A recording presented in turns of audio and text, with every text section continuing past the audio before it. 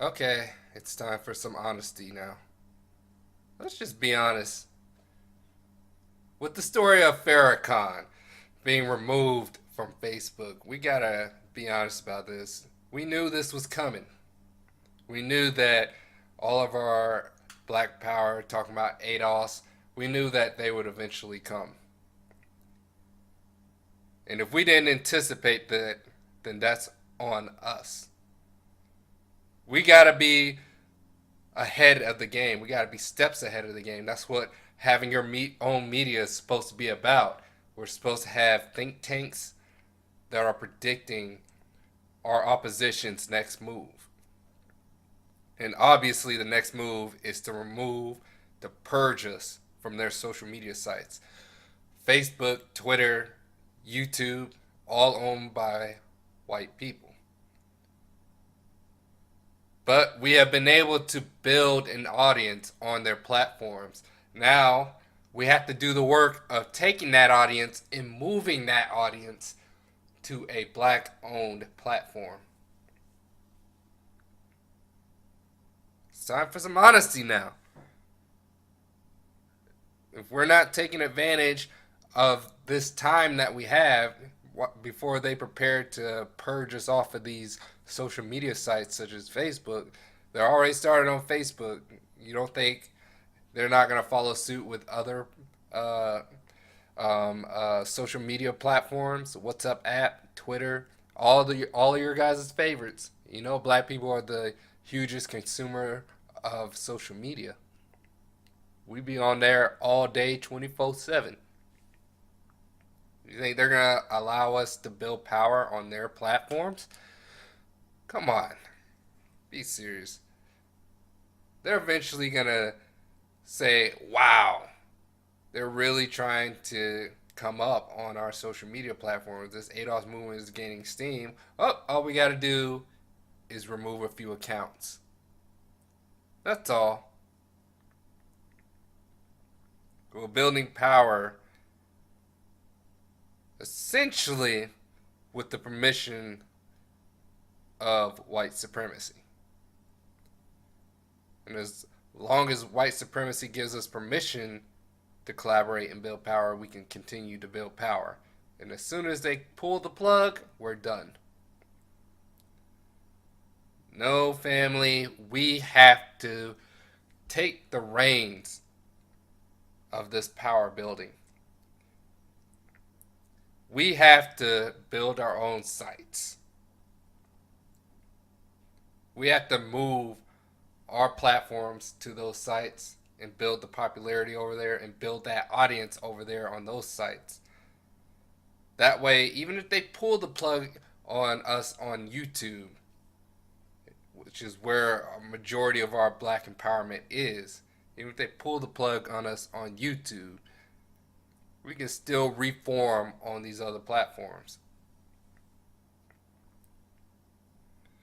Now, one of the reasons why people might not want to do that is possibly because of advertisement money. A lot of it's about money. People want to try and sell people shirts and all of that, and trying to move their audience over to a different platform might affect their profits, their ability to live, you know. And it is what it is. How can we work within this system? How can we move people to a black owned platform and allow them to make money over there?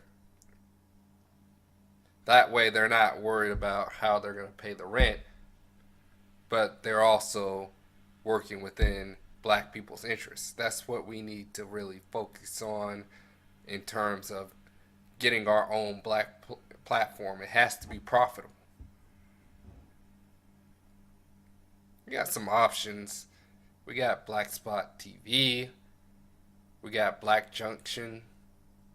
I believe they have subscribe systems there. You can even put your PayPal in the description. Um, we really got to get people over around these variety of platforms. Now they've been on YouTube for years. They built up a, a million subscribers. Some have built up far less than that. Some have built up 50,000, 70,000. And trying to adapt to a new system might take some work. And getting those functions in there might take some work. That's why we need to do that now. We need to get onto Black Junction TV, Black Spot TV, Black owned platforms. We need to turn these entities into public owned entities. If they're publicly owned, then it's harder to buy out the company because you got to buy out more people. A public company, think about it, is just owned by multiple people, right? So as long as we have multiple people who have ownership and who have decision making power, they have to pay off more people. Now, essentially, they would only have to pay off enough people to get the voting influence, because usually it's a vote on what they're going to do with the company. But that gives us more protection than them only having to pay off one or two people. Come on now. Come on now. We need that. This is about black empowerment. These are real strategies for the real world.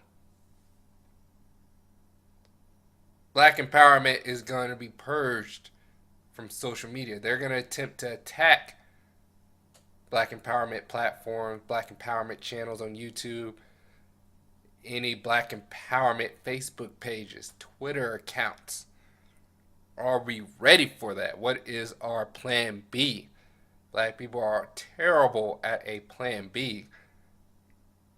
Right? We're just winging it. We're just going with the flow, and it's working right now. But what are we going to do when it stops working? That's the question. That'll show you whether we're prepared for empowerment. Man, we got some options. We need to put our money where our mouth is, though. I see you guys supporting your favorite YouTube, your favorite black YouTuber, your favorite black YouTube platforms. Keep supporting those black channels. Financially, of course. Give a donation here or there. Keep them motivated to speak on your issues. Because when they're not getting paid, they speak on white people's issues. And you know white people are willing to pay to have black people speak on their issues. They're willing to pay anybody to speak on their issues. It'll be no different for us. We just need to learn how to play the game and stay consistent with it. Right now, we want to transition to a position of power, to a position of control. We got the ADOS movement demanding reparations. Demanding reparations. We're putting our mouth where our vote is. We're putting our vote where our mouth is now. And it's where our interests are. And when reparations come, we need to put a portion of our reparations. We need people. I know everybody's not going to do it. I most certainly will. We need a portion of us to put our reparations towards our own platforms, to our own media platforms, to empower us, to talk about our issues, to educate our people on things that we need to know. Not only about white supremacy, but also about financial literacy. We need to know that stuff. We need to know what are the best jobs that are coming up in the 2020, 2021, 2022. What should black people go to college for? We need that type of information.